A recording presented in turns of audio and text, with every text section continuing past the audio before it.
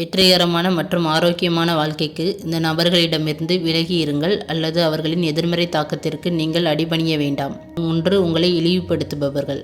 உங்கள் திறமையை குறைத்து மதிப்பிடுபவர்கள், உங்களை கேலி செய்பவர்கள் அல்லது பொதுவெளியில் உங்கள் தன்னம்பிக்கையை குலைக்க முயற்சிப்பவர்கள். உங்கள் சுயமரியாதை மிகவும் முக்கியமானது. இவர்களின் பேச்சுக்கு நீங்கள் இடம் கொடுத்தால் காலப்போக்கில் நீங்களே உங்களை சந்தேகிக்க ஆரம்பித்து விடுவீர்கள்.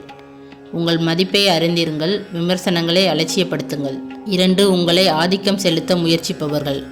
உங்கள் முடிவுகளை மாற்றும்படி வற்புறுத்துபவர்கள், மற்ற உணர்ச்சிகளை தூண்டி தங்கள் விருப்பப்படி செயல்பட வைப்பவர்கள் அல்லது உங்கள் தனிப்பட்ட எல்லைகளை மீறுபவர்கள். உங்களின் வாழ்க்கை உங்களின் முடிவுகளால் மட்டுமே தீர்மானிக்கப்பட வேண்டும். இவர்களின் ஆதிக்கத்திற்கு பணிந்தால் உங்கள் தனிப்பட்ட சுதந்திரத்தையும் வாழ்க்கையின் கட்டுப்பாட்டையும் இழந்துவிடுவீர்கள். 3. உங்கள் இலக்குகளை புறக்கணிப்பவர்கள். யார் உன்னால் முடியாது, இது சாத்தியமில்லை என்று சொல்லி உங்கள் கனவுகளை துச்சமாக மதித்து உங்களை சோர்வடைய செய்பவர்கள்.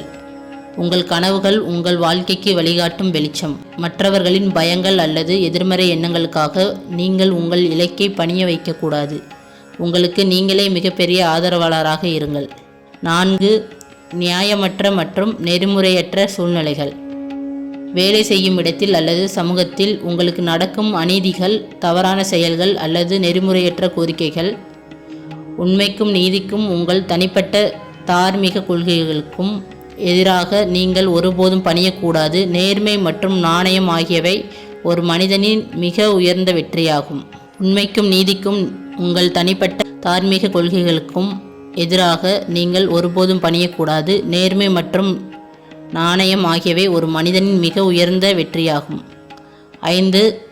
கடந்த காலத்தின் தோல்வி பயம்.